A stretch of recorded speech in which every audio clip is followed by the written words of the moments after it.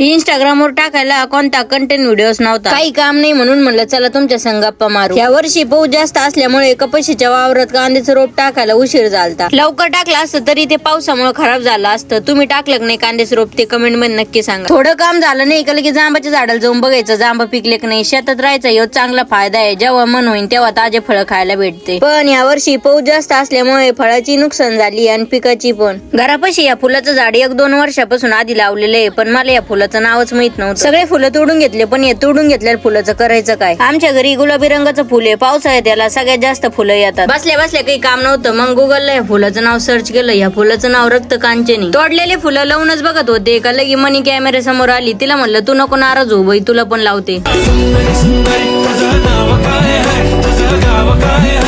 इंस्टाग्रामवर एखाद्या व्हिडिओला मेहनत केल्यावर त्याचे व्ह्यूज जात नाही, आणि ज्याचे व्ह्यूज जाते त्याच्यातून फॉलो येत नाही. तुम्ही असाच सपोर्ट राहू द्या आणि व्हिडिओ